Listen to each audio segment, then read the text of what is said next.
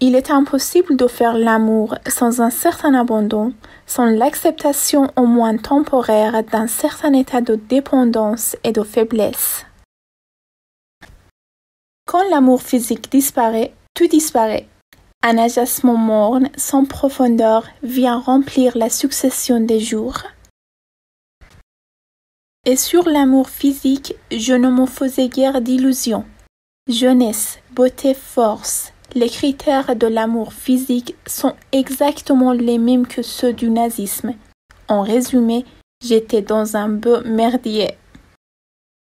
La génération précédente avait établi un lien d'une force exceptionnelle entre mariage, sexualité et amour. La paternité biologique n'a aucune importance. L'importance, c'est l'amour. Du moins, c'est ce qu'on affirme en général. L'amour des parents pour leurs enfants est attesté. C'est une sorte de phénomène naturel, surtout chez les femmes.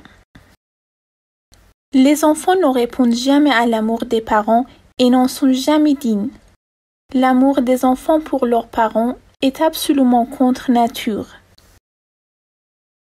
L'entité constituée par un couple, et plus précisément par un couple hétérosexuel, demeure la principale possibilité pratique de manifestation de l'amour. On peut caractériser les années 50, le début des années 60, comme un véritable âge d'or du sentiment amoureux. Les hommes ne font pas l'amour parce qu'ils sont amoureux, mais parce qu'ils sont excités. Cette évidence banale, il m'a fallu des années pour la comprendre. Les hommes, dès qu'ils ont un peu d'âge et d'expérience, préfèrent éviter l'amour. Ils trouvent plus simple d'aller voir les putes. Au milieu de cette saloperie immonde, de ce carnage permanent qui était la nature animale, la seule trace de dévouement et d'altruisme était représentée par l'amour maternel. Certaines femmes, dans certains cas, font l'amour pour le plaisir. Une des caractéristiques les plus étonnantes de l'amour physique est quand même cette sensation d'intimité qu'il procure dès qu'il s'accompagne d'un minimum de sympathie mutuelle. Bruno avait raison.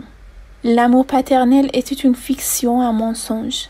Un mensonge est utile quand il permet de transformer la réalité. Si quelqu'un pratique la pensée de l'amour, il renaîtra dans le ciel de Brahma, il obtiendra rapidement la délivrance. Si quelqu'un pratique l'amour universel à la mort, il n'aura pas de pensée de haine. Que l'amour inconditionnel soit la condition de possibilité du bonheur, cela les humains le savaient déjà, du moins les plus avancés d'entre eux. Le passage de l'amour à l'amitié, c'est-à-dire d'un sentiment fort à un sentiment faible, était évidemment le prélude à la disparition de tout sentiment. Les femmes comprennent mal ce qu'est l'amour chez les hommes.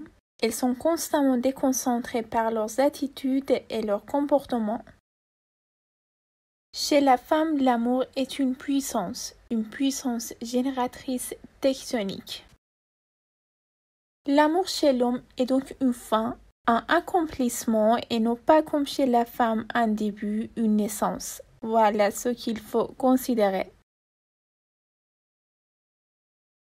Il advient cependant rarement chez les hommes les plus sensibles et les plus imaginatifs que l'amour se produise dès le premier instant. L'amour inconditionnel vise à ignorer et même franchement à nier. L'amour inconditionnel s'est construit sur cette impossibilité, cette négation. L'amour chez l'homme n'est rien d'autre que la reconnaissance pour le plaisir donné. Entends, goûte et bois, pleure et chante, frappe à la porte de l'amour. Mes croyances sont limitées, mais elles sont violentes. Je crois à la possibilité du royaume restreint. Je crois à l'amour.